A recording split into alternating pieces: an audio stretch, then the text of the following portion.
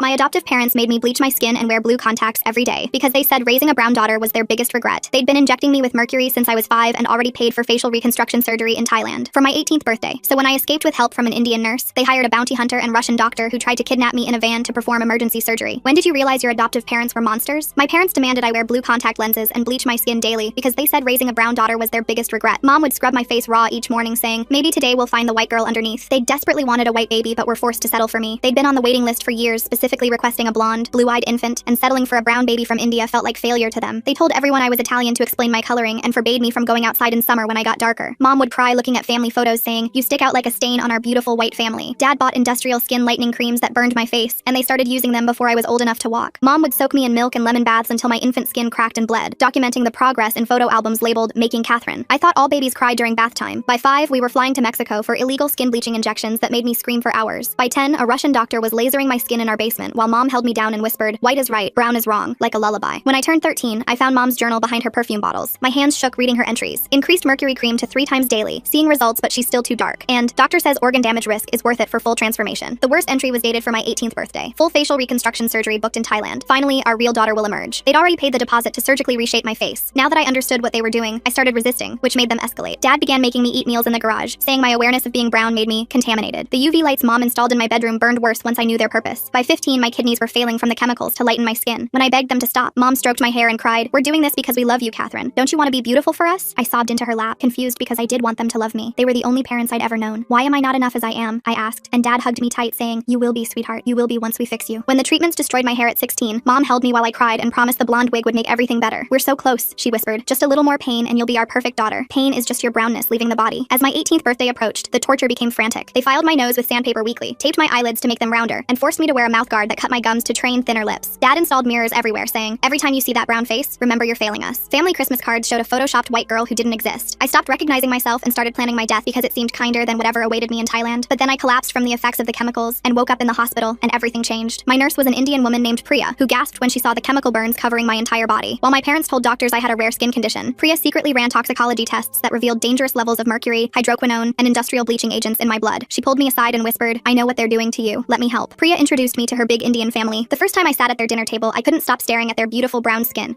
like mine was supposed to be. Her grandmother touched my scarred face gently and said something in Hindi I didn't understand, but her eyes were full of tears. Priya translated, she says you're still beautiful under all their poison. I sobbed for hours while they held me, the first time anyone had touched me with love instead of trying to change me. With their help, I documented everything and stopped the treatments. When I walked into my parents' kitchen with my contacts thrown away and black hair growing back, Mom threw boiling water at me screaming, get that thing out of my house. I ran to the basement with them chasing me, their surgical equipment waiting. I escaped through the basement window and ran to Priya's house, but my parents launched a manhunt. They filed missing person reports claiming I'd been kidnapped by Indian traffickers who brainwashed her into thinking she was one of them. They hired private investigators and offered a reward for my return, posting edited photos with descriptions of a mentally ill Swedish-Italian girl suffering from racial delusions. When that failed, they found where I was hiding and attempted a midnight kidnapping. Dad broke down Priya's door with a crowbar while Mom screamed, she's our property. We paid for her. They'd brought the Russian doctor who said he could perform emergency facial surgery in his van to make me unrecognizable as Indian. The doctor held a syringe of ketamine while Dad told Priya, we're taking back our investment, and if you call the police, we'll say you kidnapped a white girl and tried to turn her brown. They dragged me toward the van while Mom shrieked, no daughter of mine will ever be a dirty Indian. We'll cut that brown right off your face. Priya's brothers rushed from the house and tackled Dad to the ground while her father blocked the van's path with his car. The Russian doctor dropped his syringe and fled on foot as neighbors poured out to see the commotion. Mom clawed at Priya's mother, screaming about property rights and investments, but Priya's grandmother stepped between them with a cricket bat raised high. The police arrived within minutes, but my parents immediately switched tactics. Mom collapsed into fake tears, claiming I was their mentally ill daughter who needed psychiatric help. Dad showed officers falsified medical documents stating I suffered from racial dysphoria and required immediate hospitalization. The Russian doctor had vanished, leaving no evidence of the attempted kidnapping. I spent the next 3 hours at the police station while my parents spun elaborate lies. They produced adoption papers, family photos with my face digitally lightened, and fake psychiatric evaluations. The officers seemed confused by the conflicting stories until Priya arrived with printed screenshots of Mom's journal entries about mercury dosages and surgical plans. The police released me to Priya's family custody temporarily while they investigated. My parents left the station promising this wasn't over, Dad muttering about conservatorship papers, and Mom shrieking about ungrateful investments. Back at Priya's house, her family formed a protective circle around me, but we all knew my parents would return with new strategies. They started their campaign the next morning. Private investigators sat outside Priya's house photographing everyone who entered or left. My parents filed complaints with Child Protective Services claiming Priya's family was holding me hostage and forcing me to act Indian. They contacted my old school, spreading rumors that I'd joined a cult. The harassment escalated daily. Mom called Priya's workplace claiming she was a kidnapper. Dad showed up at their temple during prayers, taking photos and shouting about brainwashing. They hired people to follow Priya's younger siblings to school, trying to pressure the family into releasing me. I couldn't leave the house without being followed. My parents had distributed my photo to every hospital, clinic, and pharmacy in the area, with instructions to call them if I sought medical attention. They knew my kidneys were failing from years of mercury poisoning and hoped to catch me seeking treatment. Priya's family rallied around me with fierce protection. Her brothers took shifts watching the house. Her mother cooked healing foods and applied turmeric to my chemical burns. Her grandmother taught me Hindi prayers and held me when nightmares about Thailand woke me screaming. 2 weeks into hiding, my health deteriorated rapidly. The kidney damage from years of mercury creams had reached critical levels. I needed dialysis, but couldn't risk going to any medical facility my parents might be monitoring. Priya used her nursing connections to arrange secret treatment at a clinic 2 hours away. We left at 3 a.m., taking back roads and switching cars twice. Even with these precautions, a black sedan followed us for miles before Priya's brother managed to lose it in a parking garage. At the clinic, I received emergency dialysis while Priya held my hand and promised we'd find a permanent solution. My parents escalated their tactics after realizing I was getting medical help somewhere. They hired a team of private investigators who worked in shifts, ensuring 24-hour surveillance of Priya's house. Mom started calling relatives I'd never met, claiming I'd been kidnapped by terrorists who were slowly culling me. The psychological warfare was relentless. They sent letters describing the beautiful white daughter I could have been. Photos arrived daily showing the blonde, blue-eyed children they should have adopted instead. Mom left voicemails sobbing about the fortune they'd spent trying to fix me, how I'd betrayed their love by choosing to stay brown. Dad took a different approach, sending legal threats about the money they'd invested in my transformation. He calculated every cream, injection, surgery, and doctor visit, presenting a bill for 18 years of improvement attempts. Something feels deeply wrong about parents who would document progress in photo albums while making their baby's skin crack and bleed. I wonder what kind of mindset makes someone see their own child as a project to fix rather than a person to love. The total exceeded $500,000, which he demanded I repay by returning home to complete the treatments. I started documenting everything obsessively. Every voicemail, letter, and surveillance photo went into a file Priya helped me organize. We photographed my scars, the patches where hair would never grow back, the permanent damage to my skin. Blood tests showed mercury levels that made doctors gasp. 3 weeks into hiding, my parents found a judge sympathetic to their cause. They filed for conservatorship, claiming I was mentally incompetent due to severe identity delusions. Their lawyer argued that my refusal to continue skin lightening treatments proved I couldn't make rational decisions about my own welfare. The court summons arrived on a Thursday. I had 5 days to appear before a judge who would decide if my parents could legally force me back into their custody. Priya's family pooled money for a lawyer, but we all knew the odds were stacked against us. My parents had wealth, connections, and 18 years of documentation showing their devoted care. I spent those 5 days in a haze of fear and preparation. Priya helped me write a statement detailing the abuse. Her mother took photos of my current appearance, documenting how my natural color was returning despite the permanent damage. Her grandmother prayed over me constantly, pressing sacred threads into my hands. The night before the hearing, I couldn't sleep. I sat in Priya's kitchen staring at childhood photos my parents had included in their evidence. In every image, my face was digitally lightened, my features altered to look more European. The girl in those photos didn't exist, had never existed except in my parents' desperate imagination. Priya found me there at dawn, surrounded by photos of a fictional white daughter. She made tea while I cried about not knowing who I really was anymore. 18 years of being told my natural self was wrong had left me hollowed out, uncertain if there was anything real left inside. Her grandmother joined us as the sun rose, speaking in a mix of Hindi and broken English about identity and survival. She showed me photos of her own family, pointing out variations in skin tone and features, explaining how colonialism had taught Indians to hate their own darkness. They tried to make us white too, she said, but we survived. You will survive. The courthouse loomed like a monument to my parents' power. They arrived in coordinated outfits, mom clutching tissues and dad carrying boxes of evidence. Their lawyer was a sharp-dressed woman who specialized in troubled adoption cases. She looked at me like I was a problem to be solved. Inside the courtroom, my parents' narrative unfolded with practiced precision. They were loving parents who'd spent a fortune trying to help their daughter accept her place in their family. The treatments weren't abuse, but cultural integration therapy. My resistance was mental illness. My running away was proof I needed their guidance. Their lawyer presented medical records, bank statements, and testimonies from doctors who'd performed the treatments. She painted a picture of devoted parents trying to help their daughter overcome psychological issues. The judge listened intently, occasionally glancing at me with what looked like skepticism. My lawyer, a young woman Priya's family could barely afford, stood to present our case. She submitted the toxicology reports, photographs of my scarred body, and Priya's testimony about finding me near death from mercury poisoning. The judge examined each piece of evidence while my parents sat perfectly composed, mom dabbing at dry eyes. During a recess, I overheard mom talking to their lawyer in the hallway. She was discussing backup plans if the conservatorship failed, mentioning a doctor in Canada who specialized in extreme interventions for racially confused adoptees. My stomach churned, realizing they'd never stop hunting me. The judge returned with his decision. He denied the conservatorship but expressed concern about my mental state and ordered me to undergo psychiatric evaluation. My parents smiled triumphantly, knowing they could manipulate any therapist they chose. The judge also lifted the temporary custody order, meaning I was technically free but had no legal protection from my parents. Outside the courthouse, Dad approached while Mom hung back pretending to make phone calls. He spoke calmly about compromise, suggesting I return home for modified treatments that would be less invasive. His hand gripped my shoulder hard enough to bruise as he described the new basement setup they'd installed, complete with restraints for my own safety during procedures. Priya's brother intervened, stepping between us, but Dad had already made his point. They knew where I was staying, had unlimited resources, and would never accept me as I was. The ride back to Priya's house felt like a funeral procession, everyone understanding that the legal system wouldn't protect me. That night, Priya's family held an emergency meeting. Her uncles had noticed new surveillance vans with tinted windows parked on adjacent streets. Her younger siblings reported strangers asking questions at their schools. My presence was endangering everyone who'd shown me kindness, and we all knew it. Priya's mother suggested I stay with relatives in another state, but we discovered my parents had already contacted Indian communities across the country, spreading lies about a kidnapped white girl being held against her will. They'd created a network of people watching for me, offering rewards for information. The next morning brought a new horror. Mom had hired a woman who claimed to be a deprogramming specialist to wait outside Priya's house with a camera crew. She shouted through a megaphone about rescuing white children from ethnic brainwashing, attracting neighbors and passers-by. The spectacle was designed to humiliate Priya's family into releasing me. I watched from an upstairs window as Priya's grandmother confronted the woman, standing dignified despite the accusations being hurled at her. The specialist accused her of running a cult that targeted vulnerable white youth, claiming I was just one of many victims. Neighbors who'd known Priya's family for years began looking suspicious. The psychological pressure was crushing Priya's family. Her father's business started receiving anonymous complaints. Her mother was questioned by her supervisor about harboring a runaway. Even the temple they attended received threatening calls about protecting kidnappers. My parents were systematically destroying the lives of everyone who'd helped me. Unable to bear their suffering, I decided to leave secretly. I packed my few belongings belongings while the family slept, planning to disappear somewhere my parents couldn't hurt anyone else. But Priya caught me at the door, having anticipated my guilt-driven escape attempt. She drove me to a friend's apartment across town, someone my parents didn't know about. The friend, a nurse named Gabrielle who worked with Priya, had prepared a hideout in her spare room. For a few days, I felt safe in the anonymity of a new location. The reprieve was brief. My parents had hired a team of private investigators who methodically tracked down every connection to Priya. They interviewed co-workers, followed social media trails, and eventually identified Gabrielle as a likely accomplice. The surveillance vans appeared within a week. This time, my parents tried a different approach. They had their lawyer send a formal letter offering a reconciliation meeting at a neutral location. The letter promised no forced treatments, just a conversation about moving forward as a family. It was signed by both parents and notarized, looking official and reasonable. Gabrielle advised against meeting them, but I was exhausted from running. Part of me still harbored desperate hope that they might finally see me as I was. Against everyone's warnings, I agreed to meet them at a public restaurant, bringing Gabrielle as my witness. Mom and Dad arrived looking like concerned parents, dressed conservatively and speaking softly. They apologized for their past mistakes, acknowledging they'd been too aggressive in their methods. Dad even used the word abuse, something I'd never heard from him before. They promised change, therapy, acceptance. For an hour, I almost believed them. Mom cried real tears talking about losing her daughter. Dad showed me photos of my old room, redecorated without mirrors or UV lights. They'd even removed the basement medical equipment, or so they claimed. The performance was flawless. Then Mom made her mistake. She mentioned how they'd already scheduled family therapy with a specialist who helped adoptive families with racial integration challenges. The therapist's name sounded familiar, and I realized it was the same doctor who'd performed illegal procedures in our basement, just operating under a different title. I stood to leave, but Dad grabbed my wrist. His mask slipped for just a moment, revealing the fury underneath. He hissed about the money they'd spent raising me, how I owed them completion of the process. Gabrielle intervened, threatening to call security, and they released me. But the message was clear. The reconciliation was another trap. Back at Gabrielle's apartment, I researched the therapist they'd mentioned. He ran a private facility that specialized in aesthetic psychology, essentially continuing the same treatments but framing them as mental health care. The website showed before and after photos of patients who'd been cured of their ethnic features. My parents escalated again. They filed a civil lawsuit claiming I'd stolen valuable medical equipment from their home. The equipment was the illegal modification devices they'd used on me, but they'd fabricated receipts showing I'd taken legitimate property. The lawsuit was designed to force me into court repeatedly, draining my resources and energy. Well, the parents just invented a whole new level of crazy by hiring someone with a megaphone to yell about ethnic brainwashing, because nothing says we're the good guys quite like harassing elderly grandmothers in the street. Priya's family, despite the harassment they'd endured, pooled money for my legal defense. Her brothers researched my parents' history and discovered something shocking. I wasn't their first adoption attempt. They'd previously fostered 3 other non-white children, all of whom had been returned to the system within months for failure to adapt. We tracked down one of these former foster children, now an adult named Nathan. He told me his story over coffee, his hands shaking as he described the early stages of what I'd endured. He'd been lucky, removed after a teacher noticed chemical burns on his arms. The other children had simply disappeared from the system. Nathan's testimony could have helped my case, but he was terrified of my parents. They'd stalked him for years after his removal, sending photos of what he could have looked like if he'd stayed. He'd changed his name twice and still checked over his shoulder constantly. He wished me luck, but couldn't risk involvement. My health continued deteriorating. The years of mercury exposure had caused permanent damage requiring regular treatment. Gabrielle used her medical connections to arrange discreet care, but my parents somehow discovered each new facility I visited. They'd show up with their lawyer, claiming I was stealing medical services using their insurance. One morning, I woke to find my parents had purchased the building where Gabrielle lived. The eviction notice arrived that afternoon, giving her 30 days to vacate. The message was clear. Anyone who helped me would lose everything. Gabrielle, facing homelessness, tearfully asked me to find somewhere else to stay. With nowhere left to turn, I reached out to Priya's extended family in another city. Her cousin agreed to take me in temporarily, but I had to travel there without being followed. Priya arranged an elaborate deception, having multiple cars leave her house in different directions while I hid in a delivery truck. The plan almost worked. I made it to the bus station undetected, ticket in hand for a fresh start. Then I saw him, the Russian doctor, sitting in the waiting area reading a newspaper. He looked up, smiled, and nodded toward the exit where Dad stood with 2 large men I didn't recognize. I ran through the station, dodging between travelers, my parents hired men pursuing. I escaped through an emergency exit, setting off alarms, and hid in a dumpster behind a restaurant for hours. When I finally emerged, covered in garbage and shaking, I called Priya from a payphone. She picked me up looking defeated. My parents had anticipated every move, had eyes everywhere. They'd spent 18 years and a fortune trying to create their perfect white daughter, and they wouldn't accept failure. We drove in circles for hours, trying to formulate a new plan. That's when Priya's grandmother suggested something unexpected. She knew a family in her temple who'd dealt with similar harassment, though for different reasons. They'd developed strategies for protecting someone from relentless pursuit without involving law enforcement. It wasn't quite witness protection, but a community-based system of safe houses. The network was informal but effective. Families who'd experienced persecution helped others in need, passing victims between safe locations. Each family only knew about the next link in the chain, preventing anyone from revealing the entire network under pressure. It was designed for people failed by legal systems. My first safe house was with an elderly couple who asked no questions. They provided a small room, meals, and most importantly, medical supplies for my ongoing health issues. I stayed for 2 weeks, never leaving the house, while my parents' investigators searched fruitlessly. During this time, I learned my parents had escalated to hiring a recovery specialist, essentially a bounty hunter who operated in legal gray areas. This man specialized in returning troubled adults to their families, using manipulation and sometimes force. He had a reputation for always finding his targets. The elderly couple moved me to the next safe house before the specialist could track me down. This family had a daughter my age who'd survived her own trauma. She taught me surveillance detection, how to change my appearance subtly, and most importantly, how to think like someone being hunted. I spent months moving between safe houses, never staying long enough to form attachments. Each family shared their own stories of persecution and survival. An immigrant family hiding from deportation, a woman escaping an abusive ex, a young man whose parents had tried to force him into conversion therapy. We were all running from different monsters. My parents' campaign continued relentlessly. They appeared on local TV claiming I was mentally ill and in danger. They created a website with my photo and a reward for information. They hired people to put up posters in Indian neighborhoods across multiple states. The bounty hunter left his card at every safe house after I'd moved on. 6 months into hiding, I received devastating news. The stress of my parents' harassment had caused Priya's grandmother to have a heart attack. She survived survived but was weakened, and the family blamed themselves for getting involved. My parents had succeeded in hurting everyone who'd shown me love. The guilt nearly broke me. I considered returning to my parents just to end everyone else's suffering. The family I was staying with talked me out of it, sharing their own experiences with survivor's guilt. They reminded me that surrendering wouldn't undo the damage, would only validate my parents' abuse. I began planning more actively for long-term survival. Using connections in the Safe House network, I obtained documents under a different name. Nothing illegal, just enough to work cash jobs and avoid detection. I cut my hair short, dressed differently, learned to move through the world invisibly. My health remained a constant challenge. The mercury damage required monitoring I couldn't always access. Some safe houses were near clinics that didn't ask questions. Others required me to go weeks without treatment. My body was failing in ways that made me feel decades older than my years. One night, the bounty hunter found me. I was walking to a convenience store, breaking protocol out of desperation for fresh air. He appeared from nowhere, grabbing my arm and steering me toward a van. He spoke soothingly about my parents' love, how they just wanted their daughter back. I screamed and fought, drawing attention from passersby. A group of teenagers intervened, assuming it was an attempted kidnapping. In the chaos, I escaped again, but now I knew he was close. The Safe House family moved me immediately, driving through the night to another state. The new location was more isolated, a farm family who'd protected many people over the years. They had experience with long-term fugitives and taught me agricultural work to pass time productively. For a few weeks, I found peace in physical labor and distance from urban surveillance. Then the private investigators found the farm. They parked at the property line, just watching, taking photos with long lenses. They couldn't enter without trespassing, but their presence was psychological torture. The family had livestock to tend and couldn't abandon their home like urban safe houses. We developed routines to avoid being photographed. I worked in areas blocked from view, wore disguises even on the property, never went near windows. The investigators waited patiently, knowing everyone makes mistakes eventually. The farm family's children started having nightmares about the watching men. My parents tried a new tactic. They contacted immigration services, claiming Priya's family were illegal immigrants harboring a kidnapped American citizen. Though the allegations were false, the investigations disrupted lives and cost money to fight. My parents were using government agencies as weapons against anyone who'd helped me. The Safe House network began discussing whether they could continue protecting me. My case was too high profile, the pursuit too relentless. Other vulnerable people needed help too, and my presence endangered the entire system. I understood but felt the walls closing in. During a network meeting I wasn't supposed to attend, I overheard discussion of a final option. Some members had connections to more remote communities, places where someone could truly disappear. It would mean cutting all ties to my former life, never contacting anyone I'd known, essentially dying to the world. The thought terrified me, but what alternative did I have? My parents would never stop. They'd destroy anyone who helped me. They had resources I couldn't match, and an obsession that defied reason. Every day in hiding was borrowed time before they found me again. I made the choice to disappear completely. The network arranged transportation to a community so remote it didn't appear on maps. The journey took days, switching between vehicles, hiking through wilderness, finally arriving at a place that felt like another world entirely. The community was self-sufficient, growing their own food, generating their own power. They welcomed outcasts and refugees from various circumstances, asking only that everyone contribute to collective survival. I was given a new name, a role in the gardens, and for the first time in over a year, a sense of safety. But even there, I couldn't fully relax. I knew my parents' resources and determination. They'd hired experts to find people who didn't want to be found. The bounty hunter had a reputation for tracking targets to the ends of the earth. How long before they discovered this sanctuary? I threw myself into learning survival skills, preparing for the day I'd have to run again. The community taught me foraging, basic medical care, how to live without leaving traces. They'd protected many people over the years and had systems for early warning of outside threats. Why would Nathan meet her for coffee but refuse to testify? That choice puzzles me. He's willing to share traumatic details but won't help legally. The timing of these parents buying Gabrielle's entire building feels too convenient, like they had property connections we don't know about yet. 3 months passed peacefully. My health stabilized with herbal treatments and rest. My skin, free from chemicals for over a year, had healed as much as it ever would. Scars remained, patches where pigment would never return normally, but I was learning to see them as survival marks rather than disfigurement. Then the plane appeared, a small aircraft circling the area, too high for details but low enough to photograph the settlement. The community had protocols for aerial surveillance, everyone scattering to hidden shelters, but we all knew what it meant. My parents had found me again. The elders called a meeting. They'd protected many people but never faced such persistent pursuit. My presence endangered their entire way of life, threatened dozens of other refugees. They didn't want to exile me but couldn't sacrifice everyone for one person. The debate was agonizing. Before they could decide, I made the choice myself. I couldn't let another community suffer for protecting me. I packed supplies and slipped away at dawn, heading deeper into the wilderness. If my parents wanted to find me, they'd have to chase me into places even their money couldn't reach. I survived in the wilderness for 3 days before hunger drove me back toward civilization. My parents had trained the bounty hunter well. He found my makeshift shelter within hours of my return to the forest's edge. This time, he brought backup. 2 men who looked like they spent their days moving furniture and their nights intimidating people. They cornered me against a rocky outcrop, the bounty hunter speaking calmly about my parents' concern, while his associates blocked escape routes. I tried to run, but they were prepared. One man catching my arm while the other moved to flank me. The bounty hunter produced zip ties from his jacket, explaining that my parents just wanted me home safe. I fought harder than I'd ever fought, kicking and clawing until one man cursed and released me. Blood ran from scratches on his face as I scrambled up the rocks, their shouts echoing behind me. The terrain worked in my favor. Years of hiding had taught me to move quickly through difficult spaces while they struggled with their bulk. The chase lasted hours. They had vehicles and radios, but I had desperation and knowledge of the area from my time in the community. I doubled back, hid in crevices, waded through streams to break my trail. By nightfall, their flashlight beams swept the forest while I pressed myself into a hollow log, breathing through my nose to stay silent. Dawn brought new dangers. A helicopter appeared, circling low enough to disturb the trees. My parents had escalated to aerial pursuit, spending money most people would use for houses just to drag me back to their basement. I stayed hidden until the fuel costs forced them to retreat, then moved deeper into the wilderness. My body rebelled against the strain. The kidney damage from years of mercury poisoning made itself known through stabbing pains and dangerous weakness. I needed medical attention but couldn't risk approaching any facility. Instead, I foraged for edible plants the community had taught me about, trying to manage symptoms with natural remedies. On the 5th day, exhaustion forced a mistake. I approached a remote gas station for water, keeping my head down and moving quickly. The attendant barely glanced up from his phone, but security cameras captured everything. Within hours, vehicles converged on the area, my parents' network activating with frightening efficiency. I watched from a hillside as they questioned the attendant, showed photos, offered offered money. The bounty hunter studied the terrain like a predator learning its territory. They were getting smarter, adapting to my patterns. Soon they'd have the entire region mapped and monitored. That night, I made a desperate decision. If running kept failing, perhaps misdirection would work. I deliberately left traces heading north, footprints, torn fabric, a water bottle, then doubled back south. The deception bought me time, but not freedom. My parents' resources seemed infinite. A week into wilderness survival, my health deteriorated dangerously. The kidney pain became constant, my vision blurred, and I could barely keep water down. Death in the forest started seeming preferable to capture, but some stubborn part of me refused to give my parents that victory. I stumbled upon an abandoned ranger station, its windows broken but structure intact. Inside, I found emergency supplies, canned food, first aid materials, even antibiotics past their expiration date. I set up a defensive position, knowing they'd find me eventually, but too sick to keep running. The bounty hunter arrived alone on the 10th day. He entered cautiously, hands visible, speaking about my parents' worry and the medical help I clearly needed. His approach seemed genuine until I noticed the syringe palmed in his right hand, the same ketamine the Russian doctor had carried. We circled each other in the dim station, him trying to get close enough to inject me while I grabbed anything within reach to throw. A can of beans caught his shoulder. A broken chair leg made him retreat. He tried reasoning, explaining that my parents had promised no more treatments, just medical care for my failing kidneys. I laughed, a harsh sound in the dusty air. Even near death, I could recognize their lies. The bounty hunter's expression shifted from false concern to irritation. He lunged, faster than I'd expected, the syringe aimed at my shoulder. I twisted away, fell hard, rolled under a desk as he cursed and pursued. The struggle was brief. Weakened by illness and starvation, I couldn't match his strength. He pinned me down, raised the syringe, and I did the only thing left. I bit down hard on his wrist until I tasted blood. He screamed, dropped the syringe, and I grabbed it, jamming it into his thigh before he could react. Watching him collapse was surreal. The predator who'd hunted me for months reduced to unconscious meat on a dirty floor. I searched his pockets, found car keys, cash, and a phone showing dozens of messages from my parents demanding updates. I left him there, taking his vehicle despite knowing it had trackers. The goal wasn't escape anymore, but reaching help before my body completely failed. I drove toward the nearest city, the radio crackling with reports of a kidnapped woman matching my description. The hospital emergency room was a calculated risk. I gave a false name, paid cash, and hoped for treatment before anyone connected me to the alerts. A young doctor examined me with growing alarm, ordering immediate dialysis and asking careful questions about the extensive scarring covering my body. During treatment, I watched the doors, expecting my parents to burst in at any moment. Instead, a social worker appeared, introducing herself as someone who helped patients in dangerous situations. Her tone suggested she'd seen through my false identity, but wasn't interested in turning me in. She listened to my abbreviated story, nodding at details that would sound insane to most people. When I finished, she made a call, speaking quietly before turning back to me. There was a shelter, she explained, that specialized in cases like mine, adults escaping family abuse, needing both medical care and protection. The shelter was 2 states away. She arranged transportation through channels my parents couldn't track, using networks designed for domestic violence victims. I left the hospital through a loading dock, bundled into an unmarked van driven by a woman who'd clearly done this before. During the drive, I learned my parents had escalated beyond private investigators. They'd hired a publicity firm to launch a media campaign about their missing daughter, complete with website and social media presence. The photos showed the digitally whitened version of me they'd always wanted, described as suffering from delusions. The shelter looked like an ordinary apartment building from outside. Inside, security was subtle but comprehensive. Cameras, coded locks, staff trained in de-escalation and protection. My room was small but clean, with a bed that felt luxurious after weeks of running. Medical staff at the shelter had experience with unusual cases. They treated my kidney damage without judgment, documenting injuries with clinical detachment. A therapist specializing in family trauma visited daily, though I couldn't bring myself to share much at first. Other residents had their own stories of escape. A woman whose family had tried to force her into an arranged marriage, a man whose parents had attempted to control his inheritance through false psychiatric holds. We didn't share details, but the understanding in their eyes helped more than words. My parents found the shelter within a month. They couldn't enter, but they stationed investigators outside, photographing everyone who came and went. Letters arrived daily, alternating between threats and promises. Mom sent childhood photos with my skin lightened, asking why I'd abandoned the daughter she'd created. The shelter's lawyer helped me file restraining orders, though we all knew paper wouldn't stop my parents' obsession. She suggested a more permanent solution, legally changing my identity, moving somewhere they'd never think to look, starting completely fresh. The process would take months, but it offered hope. During this time, I learned my parents had started a foundation for racially confused adoptees, promoting their vision of cultural integration through physical modification. They used my story as a cautionary tale, warning other adoptive parents about children who rejected their family's racial identity. The foundation gained traction in certain circles. Parents of adopted children from different ethnic backgrounds contacted them for advice. My parents gave presentations about their heartbreak and the importance of early intervention. They were turning their abuse into a movement. Mercury poisoning explains the kidney problems, but not why these parents think hiring an entire action movie cast is normal parenting behavior. Somebody should tell them most people just use guilt trips and disappointed sighs when their kids move out. I watched their interviews from the shelter's computer room, horrified but unsurprised. They'd rewritten history, casting themselves as victims of a child who'd rejected their love. The Russian doctor appeared as an expert witness, now operating openly under the foundation's protection. 3 months into shelter life, my health stabilized enough to work. The facility had partnerships with employers who hired residents under protected circumstances. I started in a warehouse, packing boxes under an assumed name, earning money that wasn't tied to my parents' surveillance. The work was exhausting but freeing. Each paycheck represented independence, distance from their control. I saved obsessively, planning for the day I could leave the shelter's protection. My coworkers knew nothing about my past, treating me as just another person trying to survive. Then Priya found me, not in person. She was too smart for that, but through a carefully routed email to the shelter's secure address. Her grandmother had died, she wrote, but not before making her promise to check on me. The family still prayed for my safety. Reading her message broke something inside me. All the tears I'd held back during months of running poured out. The shelter's therapist found me sobbing on the floor, clutching the printed email. For the first time, I told her everything, not just facts but feelings. The confusion of loving parents who'd tortured me. Therapy became less about safety planning and more about understanding. The therapist helped me see how my parents had warped love into ownership, care into control. She validated the grief I felt for the parents I'd wished they could be, the childhood that existed only in my imagination. My new identity documents arrived on a Tuesday. The name felt foreign but full of possibility. With the shelter's help, I'd chosen something that honored my heritage while providing distance from the past. The photo showed my real face, scars. Scarred, but mine. I left the shelter after 6 months. My kidney functioned stable enough for independent living. The staff had helped me find an apartment in a city where my parents had no connections, a job at a medical clinic that needed filing help, a chance at anonymity. Moving day was terrifying. Without the shelter's protection, I felt exposed, despite all precautions. I checked locks obsessively, startled at unexpected sounds, and kept emergency bags packed by every exit. Freedom, I learned, came with its own anxieties. The clinic job suited me. Surrounded by medical professionals who treated bodies instead of trying to transform them, I found unexpected peace. My supervisor, noticing my familiarity with medical terminology, offered to train me as a medical assistant. I accepted, studying at night while working days. The routine provided structure and purpose. Each skill learned felt like reclaiming agency over my own body and life. When I passed my certification exam, I celebrated alone in my apartment, crying happy tears for the first time in memory. My parents' foundation continued growing. They published a book about their experience, hosted conferences, and built a network of families committed to their vision of racial transformation. Sometimes I'd search their names online, finding new horrors disguised as advocacy. A year into my new life, I saw them on a morning show. They looked older, mom's face drawn despite careful makeup, dad's hair more gray than I remembered. They spoke about forgiveness, hoping their daughter would return home to heal their family. The host nodded sympathetically. I turned off the television and went to work. At the clinic, I helped a young mother fill out forms while her toddler played with blocks. The child had beautiful brown skin, like mine should have been. When she smiled at me, I smiled back, seeing hope in her unmarked face. That evening, I wrote a letter I'd never send. In it, I told my parents about the life I'd built without them, the peace found in accepting myself, the healing possible when poison stops flowing. I burned it on my apartment's tiny balcony, watching smoke carry unspoken words into the night. My health remained fragile, kidney damage permanent, but manageable with proper care. I attended support groups for abuse survivors, finding strength in shared experiences. Slowly, I built friendships with people who knew only my chosen name, my real face, my actual story. 2 years after escaping, I received unexpected news. Nathan, the former foster child who'd been too scared to help, had come forward. He'd seen my parents' foundation and couldn't stay silent. His testimony to child welfare authorities had triggered an investigation. The investigation moved slowly, my parents' wealth buying delays and legal challenges, but other former foster children emerged, sharing fragments of similar experiences. The foundation's facade cracked as survivors spoke truth to power. I chose not to participate directly, protecting my new identity and hard-won peace, but I followed developments carefully, feeling vindicated as investigators uncovered evidence of systematic abuse. My parents' carefully constructed narrative began unraveling. The Russian doctor fled the country when subpoenas arrived. My parents' lawyer advised them to dissolve the foundation, but they refused, convinced of their righteousness. They gave increasingly angry interviews, blaming conspiracies for their persecution. On my 21st birthday, I celebrated with friends who knew nothing of my past. We ate cake in my small apartment, laughing at silly jokes, making plans for futures that felt possible. When they left, I stood before my bathroom mirror, tracing scars that told my story. My reflection showed a woman I was still learning to recognize, not the white daughter my parents had tried to create, not the broken victim they'd left behind, but someone new, someone who chose her own name, her own face, her own life. That night, I dreamed of Priya's grandmother. She spoke in Hindi I somehow understood, telling me survival was its own victory. I woke feeling blessed, carrying her strength into another day of freedom. The investigation into my parents continued. Former foster children testified about chemical burns, forced treatments, and midnight escapes. Social workers who'd missed signs faced scrutiny. The foundation's supporters quietly distanced themselves as evidence mounted. I maintained my distance, building a life that had nothing to do with them. Work at the clinic expanded into community health education. I taught new mothers about recognizing signs of abuse, helped teenagers understand bodily autonomy, and created resources for adoptees struggling with identity. My kidney function declined gradually, but I'd learned to manage symptoms and seek help when needed. The clinic's doctors treated me with respect, never questioning scars or asking why someone so young needed such careful monitoring. They saw a colleague, not a curiosity. 3 years into freedom, I met someone. She was a nurse at the clinic, kind and patient with my hesitancies about touch. When I finally shared my history, she listened without judgment, held me while I cried, and never tried to fix what my parents had broken. We moved slowly, building trust through small gestures and honest conversations. She understood why I triple-checked locks, why unexpected calls made me panic, why I needed escape routes planned even in safe spaces. Love, I learned, could exist without ownership. My parents' legal troubles intensified. The investigation revealed financial fraud related to medical expenses, insurance claims for treatments never properly documented. Their wealth dwindled as lawyers' fees mounted and lawsuits multiplied. The foundation collapsed amid scandal. I felt no satisfaction watching their downfall, only a hollow sadness for the family we might have been. They destroyed so many lives, including their own, chasing an impossible dream of a white daughter. The brown baby they'd adopted had never stood a chance. On quiet evenings, I sometimes wondered about the life I'd have lived if they'd loved me as I was. Would my kidneys be healthy? Would my skin bear different scars? Would I know my birth name, my first language, my original culture? The questions had no answers. Instead, I focused on the life I'd built. Friends who chose me, work that mattered, love that didn't demand transformation. I learned to cook Indian food from online videos, attended cultural events despite feeling like an outsider, and slowly reclaimed pieces of heritage my parents had tried to erase. The clinic promoted me to patient advocate, recognizing my ability to connect with those facing medical trauma. I guided families through difficult diagnoses, helped patients understand their rights, and ensured no one felt powerless in their own care. The work healed parts of me I hadn't known needed healing. My relationship deepened into partnership. We found an apartment together, creating a home that felt safe for both our traumas. She understood my need for multiple locks. I understood her need for open windows. We compromised, adapted, and built something beautiful from broken pieces. 4 years after escape, Nathan contacted me through careful channels. He'd testified in my parents' trial, finding courage and solidarity with other survivors. He wanted to meet, to share stories without fear. I agreed, curious about the man who'd walked a parallel path. We met at a public park, both scanning for threats before relaxing into conversation. His story mirrored mine in heartbreaking ways. The chemical burns, the basement procedures, the gaslighting about racial identity. But he'd escaped earlier, built his life sooner, and offered hope that healing continued with time. My parents were convicted of fraud and child endangerment, though sentences felt light compared to damage done. They maintained innocence throughout, claiming they'd only wanted to help their children fit into their families. Something about Nathan tracking her down through secure channels feels oddly calculated. He couldn't help before, but now he's navigating protected contact systems. The timing of his courage arriving exactly when legal proceedings need witnesses makes me wonder what really changed his mind after all this time. The judge disagreed, citing extensive evidence of systematic abuse. I didn't attend the sentencing. Their punishment mattered less than my freedom from them. They'd lost their wealth, their reputation, their foundation, and most importantly, their power over me. That was justice enough. Life continued in ordinary ways that felt miraculous. Grocery shopping without surveillance, medical appointments without fear, relationships without manipulation. Each normal day was a victory my parents had tried to deny me. My health stabilized with consistent care. The kidney damage remained but manageable, requiring monitoring but not limiting daily life. I joined support groups for people with chronic illness, finding community among those who understood living with permanent consequences of others' choices. Work at the clinic expanded into policy advocacy. I helped draft guidelines for identifying medical abuse, trained staff on cultural sensitivity, and developed resources for adoptees navigating identity issues. My story, shared carefully without revealing identifying details, helped protect others. 5 years into freedom, Priya reached out again. Her family had moved, started fresh away from my parents' harassment. She was married now, working at a new hospital, building her own life. We exchanged careful messages, sharing joy at mutual survival. She sent a photo of her grandmother's grave, where she'd planted flowers in my honor. The gesture broke me in the best way, connecting me to the woman who'd first shown me I was beautiful as myself. I printed the photo, keeping it as a reminder of unexpected grace. My partner proposed on an ordinary Tuesday, over takeout in our kitchen. No grand gestures, just quiet certainty that we chose each other. I said yes through tears, marveling at finding love that didn't require transformation. We married simply, surrounded by chosen family who knew only pieces of my story. I wore traditional Indian clothing, honoring heritage my parents had tried to erase. My scars showed beneath the fabric, but no one stared. They saw joy, not damage. The clinic expanded my role to include training other medical advocates. I taught from experience without sharing details, helping others recognize signs of medical abuse and support survivors. Each person helped felt like reclaiming power my parents had stolen. Life settled into rhythms that felt both ordinary and miraculous. Morning coffee with my wife, work that mattered, friends who knew my chosen name, medical care that helped rather than harmed, freedom to exist in my own skin, scarred but mine. 6 years after escape, I learned my parents had been released early for good behavior. The news triggered old fears, but their power had diminished. Restraining orders remained in place. They had no money for investigators. Age and consequence had worn them down. They attempted contact through a lawyer, requesting one meeting to apologize. I declined through my own attorney, maintaining boundaries that protected my peace. Their apologies meant nothing without acknowledgement of specific harm, which they still couldn't provide. Instead, they rebranded themselves as victims of a broken adoption system, giving interviews to anyone who'd listen. Their narrative shifted but never included accountability. They remained convinced they'd tried to help me, that my rejection was the real tragedy. I stopped monitoring their activities, focusing on my own life. Work expanded into writing educational materials about medical abuse in adoption contexts. My words, published under my chosen name, helped families recognize dangerous patterns and seek appropriate help. My wife and I discussed children carefully, weighing my health challenges against our desire for family. We decided on fostering, providing safe harbor for children needing temporary homes. Our first placement was a teenager whose parents had rejected her identity. We offered acceptance, stability, and space to be herself. 7 years into freedom, my kidneys required more intensive treatment. The damage from childhood poisoning had progressed despite careful management. My medical team developed a treatment plan that preserved quality of life while managing symptoms. I faced this challenge differently than past medical trauma. Surrounded by chosen family, treated by respectful professionals, I made informed decisions about my own body. The contrast to childhood helplessness felt profound. I had agency, even in illness. Treatment was difficult but bearable with support. My wife attended appointments, friends organized meal deliveries, and colleagues covered my shifts. The foster daughter we'd recently welcomed made me tea and sat quietly while I rested. Community made everything survivable. During recovery, I wrote more extensively about my experiences. Not memoir, my parents didn't deserve that attention, but educational content helping others recognize and escape medical abuse. The work reached people I'd never meet, creating ripples of awareness and prevention. My parents aged poorly, their hate eating them from inside. They lost their home to legal debts, moved to a small apartment, and lived on Social Security. Their few remaining supporters drifted away as their story became increasingly incoherent. They'd sacrificed everything for a white daughter who never existed. I felt pity sometimes, watching from distance as they destroyed themselves. They'd had a daughter who might have loved them, but they'd been too blinded by racism to see her. Their loss was entirely self-inflicted, yet still tragic in its waste. 8 years into freedom, I received unexpected news. My birth family in India had been searching for me. Through careful intermediaries, they'd traced my adoption and wanted contact if I was willing. The possibility terrified and thrilled me equally. After months of consideration and therapy, I agreed to a letter exchange. They shared photos of relatives I resembled, stories of the baby they'd lost to poverty and circumstance. They didn't want anything except to know I'd survived. I wrote back carefully, sharing selective truths. The connection felt surreal but healing. They sent recipes, language lessons, and family histories. I learned my birth name, though I kept my chosen one. They understood, expressing joy that I'd survived even if scarred. Their acceptance felt like another form of homecoming. My wife supported this exploration, understanding its importance to my healing. We planned a future trip to India, when my health allowed, to meet relatives who shared my features. The prospect felt overwhelming but necessary. Another step in reclaiming stolen identity. Work at the clinic evolved into program direction. I developed comprehensive protocols for identifying and addressing medical abuse across various contexts. The programs gained recognition, spreading to other clinics and hospitals. My painful history became foundation for systemic change. 9 years into freedom, my parents made one final attempt at contact. They were dying, they claimed, and wanted reconciliation before the end. The message came through multiple channels, desperate and demanding. I recognized the manipulation even in their supposed deathbed plea. I chose silence. They'd had countless opportunities to acknowledge harm and seek genuine reconciliation. Their version still centered on their suffering, their loss, their vision of who I should have been. Death didn't entitle them to my forgiveness. They passed within months of each other, maintaining their delusions to the end. I learned through legal notices, feeling nothing but relief. Their deaths meant final freedom from the possibility of their interference. The little girl they tortured could finally rest. I didn't attend their funerals. Instead, I spent those days with chosen family, celebrating life and survival. We shared meals, told stories, and honored the journey from captivity to freedom. Their deaths were footnotes to my larger story of reclamation. 10 years after escape, I stood before a conference of medical professionals, sharing my story publicly for the first time. My voice shook initially, but strengthened as I spoke truth to power. The audience listened intently, many crying as I described systematic medical torture disguised as parental love. My presentation led to policy changes, training requirements, and increased awareness. Other survivors reached out, out, sharing their own stories of medical abuse in adoption contexts. Together, we created resources and support networks, ensuring no child would suffer alone as we had. Life continued with its mixture of ordinary joys and ongoing challenges. My health remained fragile but manageable. My marriage deepened with each passing year. Our foster children, now young adults, visited regularly. Work expanded into consulting and advocacy. Each day brought new opportunities to transform trauma into purpose. I thought of Priya's grandmother often, the woman who'd first seen beauty in my brown skin. Her acceptance had planted seeds that took years to bloom. In honoring my survival, I honored her faith in my worth. Her love had saved me as much as any physical escape. The scars remained, physical reminders of childhood torture that no amount of healing could erase. But I'd learned to see them differently, not as failures or flaws, but as maps of survival. Each mark told a story of endurance, of a body that refused to surrender despite everything done to it. My parents had spent 18 years and a fortune trying to create their perfect white daughter. They'd failed completely. Instead, they'd created a survivor who built her own life, chose her own identity, and found her own family. Their vision had never stood a chance against my determination to exist as myself. In quiet moments, I sometimes felt gratitude for the journey, however painful. Without their abuse, I might never have discovered my own strength. Without their hatred, I might never have learned to love myself so fiercely. They'd given me terrible gifts that transformed into unexpected power. The clinic work continued expanding, reaching vulnerable populations across the country. Each policy change, each training session, each family helped felt like victory over the forces that had tried to destroy me. My parents had wanted to erase brown children. Instead, I protected them. My story ended not with dramatic confrontation, but with quiet triumph. Days filled with meaningful work, loving relationships, and personal agency. Nights free from surveillance and fear. A life they'd tried to prevent but couldn't stop. The brown daughter they'd rejected had won simply by surviving and thriving. Looking back across the years of running, hiding, and rebuilding, I saw a clear trajectory from victim to survivor to advocate. Each stage had been necessary, building toward this moment of integrated wholeness. My parents had been the catalysts, but I'd been the architect of my own liberation. Their legacy wasn't the foundation they'd built, or the movement they'd tried to start. It was the opposite. The survivors who'd found voice, the policies that now protected children, the awareness that prevented future abuse. They'd wanted to spread their poison. Instead, they'd created antibodies against it. I kept one photo from childhood, showing my natural face before the treatments began. The baby in that picture looked happy, unaware of what awaited her. I displayed it prominently in my office, honoring the child who'd endured so much to become the woman I was now. My life had meaning beyond their shadow. Wife, advocate, survivor, mentor, identities I'd chosen and built through my own efforts. The parents who'd tried to own me were gone, but I remained. Brown, scarred, damaged, but undeniably myself. They'd lost everything trying to change me. I'd gained everything by refusing to change. The work continued, would always continue. Other children needed protection, other survivors needed support, other families needed education. My parents had given me terrible purpose, but I'd transformed it into something beautiful. Where they'd brought pain, I brought healing. Where they'd brought erasure, I brought recognition. In the end, that was the only revenge that mattered. Not their imprisonment or poverty or death, but my life lived fully despite their efforts. Every day of freedom, every person helped, every moment of joy was victory over their vision. The brown daughter they'd tortured had become exactly who she was meant to be. My parents had demanded I wear blue contacts and bleach my skin because raising a brown daughter was their biggest regret. They'd failed to realize the truth. I was never theirs to transform. I belonged to myself, always had, even when I didn't know it. That knowledge, hard-won through years of struggle, was the freedom they could never take away. Thanks for hanging out while I overthought everything out loud. Definitely a weird little ride, but hey, we made it. See you in the next one.